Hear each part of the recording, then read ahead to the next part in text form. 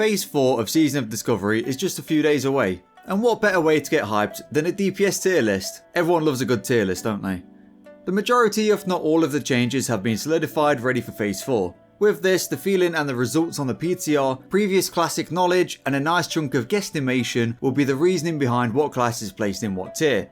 The tier list will also represent my assumptions on how the class will perform with raid gear, and bear in mind that all of this is speculation as Season of Discovery is always subject to change and future gear or raids are largely unknown. And I can't wait to hear you all tell me in the comments about how your class should be in a different tier, so let's get started. The Rogue has been in a fairly solid spot throughout the entirety of the season, excluding Phase 2 of course. Phase 4 looks to be no different and it appears you'll be able to play more than one style for DPS, both of which seem to be fairly close when raiding gear rolls around. The Mutilate build looks to be slightly edging the Saber Slash build, but both builds are showing a strong promise going into Phase 4, placing Mutilate slightly higher in the S tier, with Saber Slash close behind in the A tier.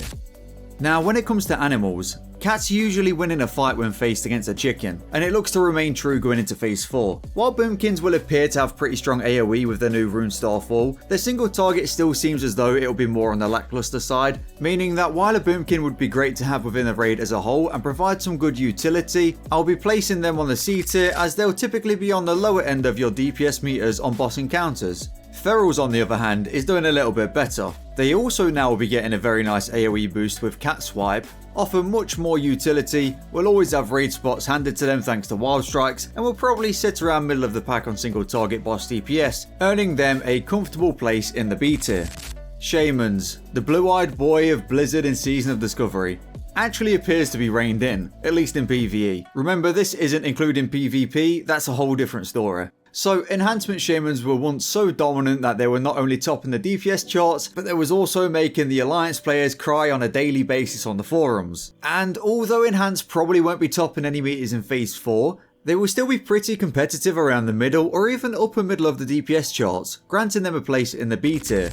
Elemental Shamans, however, in PvE, look to be a little bit weaker. Now, they will most definitely have absolutely nutty AoE burst potential, but on single target, we'll have to wait and see in a real raid environment if they have any serious mana issues or not. I'll be tentatively placing them in C tier, but time could tell if they're better than that. From the Horde specific class to the Alliance specific class, we have the Paladin. As a Paladin main, I can comfortably say that Season of Discovery hasn't been very kind to Retribution players. The playstyle during Phase 2 and Phase 3 was pretty boring. Every class and spec to some extent has pretty much had its moment in the spotlight, even if only briefly, such as the first few weeks in Phase 2, where Shadow Priest dominated as an example. Retribution on the other hand, seemingly has never gotten its moment, as it's always struggled to break high on the DPS meters, and even when melee are doing extremely well, Retribution typically trails at the end of the pack as being one of the worst melee DPS. Paladin and the Retribution playstyle has a drastic changes going into Phase 4. Sadly, the changes appear to potentially have put us in a worse state DPS wise than before, with a low route to scaling, power not being properly distributed back into the Retribution kit when taken away from Art of War, and the lack of a good new rune for Retribution in Phase 4 will sadly most likely see us sitting in the D tier unless changed.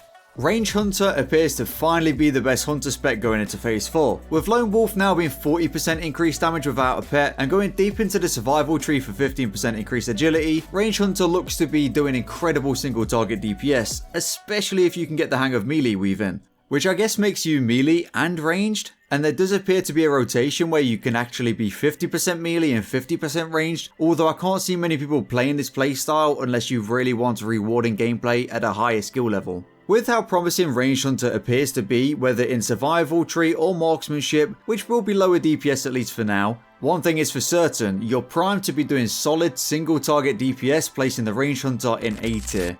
Melee Hunter on the other hand has definitely got the worst end of the stick going into Phase 4, and while it still can output some decent DPS, it will probably fall too short behind Ranged Hunter to be worthwhile, unless you really like the playstyle. Melee Hunter will probably sit around the middle of the pack for DPS, earning a spot in the B tier.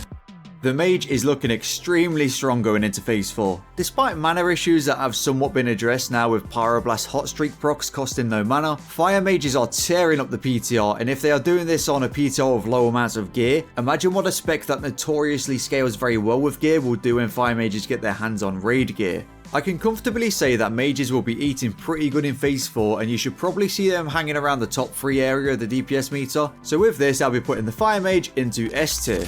If you are to play a Winter's Chill Mage, you aren't going to be doing quite as much DPS. However, if your raid is stacked of mages, it's probably beneficial to run a Winter's Chill Mage. As such, I would expect a Frost Mage to still sit pretty comfortably around the middle of the pack in B tier, and Arcane Mage is now pretty much just a healer, and we won't rank it in our tier list for DPS.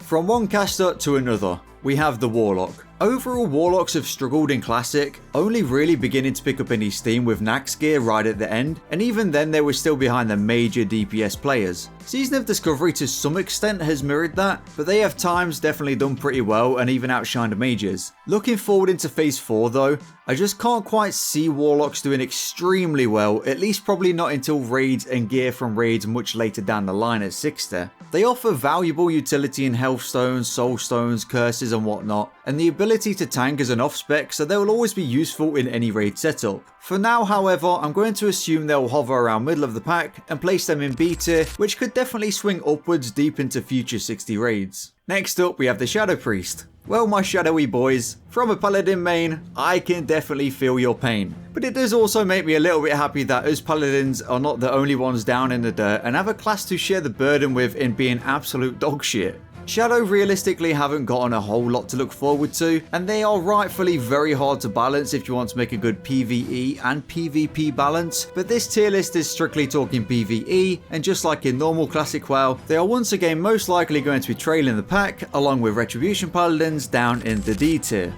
Which brings us to our last class to talk about. The Warrior. So as we all know, the Warrior dominated Classic WoW and has always dominated a vanilla or era version of WoW. We also know that despite the amount of moaning Warrior players do, that the class definitely can pull off some big numbers when it comes to DPS. And that has definitely been no exception for every single raid in Season of Discovery. The top Warrior players will always find a way to extract the best out of a Classic Warrior's kit, talents and capability, no matter how cheesy it may be. Warriors do appear, however, to be struggling on the PTR, but do not let this fool you. They are in nowhere near Bisque gear, and you could see the exact same if you took a fresh warrior with no gear or buffs in Classic era. With the runes available to them, the scaling potential, and a degenerate player base that will do whatever they can to be top DPS, I once again believe we're looking at the top DPS for phase 4, and we'll be placing the Fury Warrior into S tier. Don't be surprised when in a few weeks time after raiding and the gear rolls around that you see warriors climbing up the DPS meters. How this fares for arms warriors on the other hand is hard to really see where they'll fit. Fury will most likely, as always, heavily outweigh arms in DPS, so there's always the argument in why play the spec that does less damage. Also, they've moved some runes around that further benefited Fury while potentially really hurting arms as a spec. With this, I'll still rank arms, but I'll put them in the C tier, but it's really hard to see if they'll be slightly better than this or just so much worse than Fury that it's basically a meme. So there we have it, all the DPS specs ranked in a good old tier list. Let's check back in a few weeks or months to see if I was right or wrong, and of course you'll let me know in the comments too, right? Thanks for watching.